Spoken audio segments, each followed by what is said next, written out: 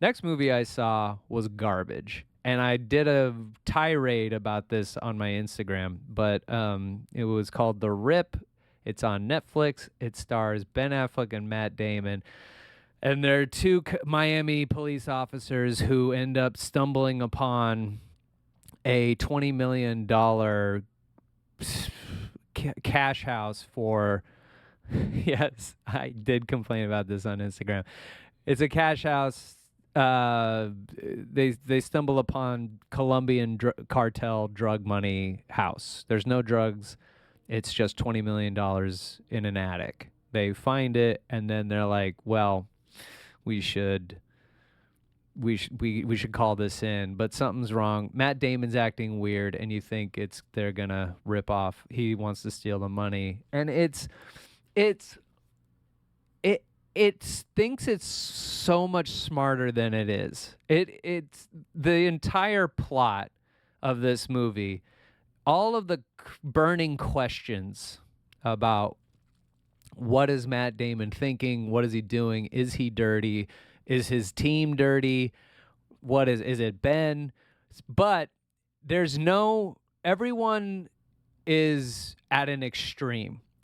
And they show a character, and I'm just gonna spoil this because this movie sucks. This movie is dog shit, and it's surprising because it's the Good Will Hunting guys. But this is the thing: Netflix, Netflix bought Warner Brothers. I don't know if you keep up with any of that shit. Netflix bought Warner Brothers, so they are now in charge of all the Warner Brothers intellectual properties. Did I mumble intellectual like an idiot? They have all of the Warner Brothers IP. So they now gonna funnel all that into Netflix, which is fucked because I don't know why Warner Brothers couldn't figure out how to just copy what Netflix did and also release movies in the theaters. Netflix buying Warner Brothers is a huge shame. Because Warner Brothers, whether you like them or not, and they suck. They're a huge giant studio, so they're all about the money. They don't really give a fuck about they don't they they don't care. They just want to get paid. However, they do put out good shit. They are in control of a lot of really great movies. For a while, Warner Brothers was one of the studios putting out some of the most like well-made movies ever. Like they were like at a certain point when they were trying to copy Marvel's cinematic universe and they couldn't figure it out. They kind of had this like come to Jesus moment. It's like, well, we're this big studio that releases, these sort of independent film, like feeling films where it's just like there doesn't need to be we don't like we can do the Joker. We could do the Batman. You can make comic book movies, but with this Warner Brothers gritty 70s feel. Like they're the guys that did Taxi Driver and all this, like these kind of movies that like changed cinema forever. Like Warner Brothers was the studio behind that. So, but they couldn't figure out how to get themselves out from under themselves. They were stuck up their own ass. So, and I don't know, $80 billion buyout from Netflix. But Netflix is, and like, it's like, oh, we saved it. And now the Batman and fucking Zack Snyder's Justice League is going to be on Netflix. So now you can watch that. But here's the problem. Netflix doesn't give a fuck about the shit they make. Netflix puts out garbage. They've been putting out dog shit for a while since they started making their own movies. They have their whole thesis about making movies now. They tell their directors, have the characters explain the plot over and over again throughout the movie for people who are just casually watching it on their phone. Yeah, sometimes I get on my phone during a movie too, and it's not because the movie's not gripping. It's just like I'm like everybody else. I have the attention span of a fruit fly now. It's just like it is fucked.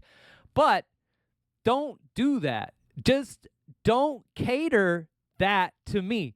You're making it worse. You're making the movie worse because I don't want to not, I want to have to pay attention.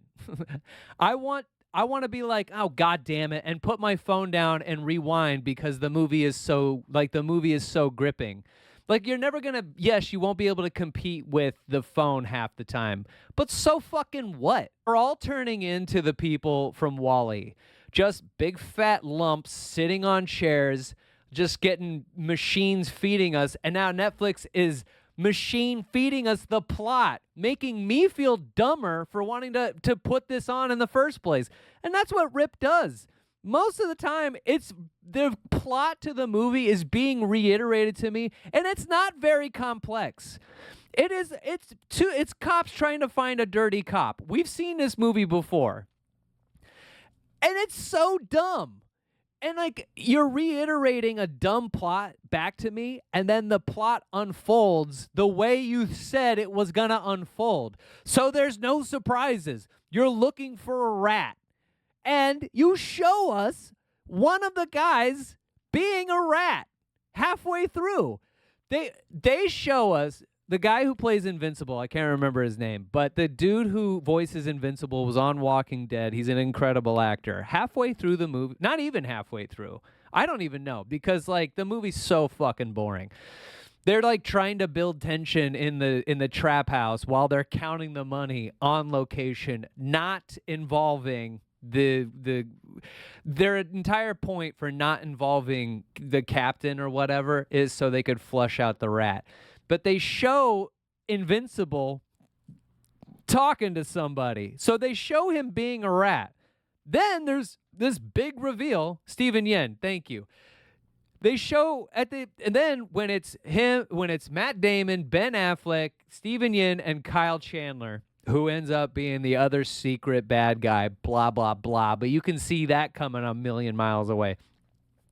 They're all in this like armored tank taking the $20 million or what they think is the $20 million to a location, a safe location, so they don't get jumped by whoever it is that is firing at them while they're trying to count the money. So dumb. They do a big twist reveal moment in the truck, and you're like, yeah, duh. I already know that. They're like, and then that's why I asked if you were a rat. They're still trying to paint it like Matt Damon's the guy, but they've shown you it's Steven Yeun, that it's not Matt Damon. So dumb. And then there's a chase scene and a fight sequence, and I don't give a fuck. It's so not cool. Because I just watched the Wick is Pain documentary about the process of making all 4 John Wick films, and those guys, the first John Wick film, like they had to do these close quarter combat sequences and shoot real fast and like get this shit done because there was no funding to make the movie. They accidentally made what all action movies, all the action that's going in action movies now, they accidentally made that trendy because of budgetary reasons. They had to get clever, so they did all that, and everyone was like, this fucking rules. It becomes a massive hit, and then they're like, well, instead of resting on our laurels, let's up the ante. Gun fu. It's gun fu all day, all night. And they made 4 of the biggest action movies of all time. With Rip, what the fuck? You're barely seeing anyone really fight. The gunfights are just them firing. It's so nothing. It's just nothing. It's boring. It's stupid. The twist is like, wah, wah, wah, wah, meow, boo, lame. I fucking hated it. At one point, they get into a gunfight. One of the officers on the team gets shot in the fucking leg. While the firefight is still happening, they patch her up.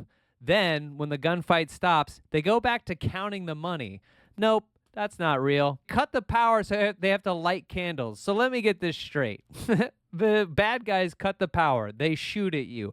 They killed nobody except they land a hit on one of your team members' legs. She's bleeding out. She has to get patched up. So in this time, in the dark, they somehow, in a dark house, they don't really know, somehow, with the person who lives there, handcuffed to a chair, hasn't moved. Did they just happen upon these candles? They find all these candles and place them strategically so it's like really well lit when they get to the next scene of them counting the fucking money. Who did it? Just the one girl that was left in the room to find and light all the place them and then light them so they can go back to counting the money? What the fuck? If you set up a question or a riddle in Act 1 and then pay it off in Act 1, what's left? You're just going to be watching you guys do stuff for 2 more acts? Yuck. Fuck you. Stop treating me like a big bitch baby boy baby. I hate it. I hate the trajectory we're going. 2 out of 10 for Rip on Netflix. You can seriously, here's how I suggest watching Rip. Put Rip on Netflix and then watch something else on your phone. There, fuck you. Duh.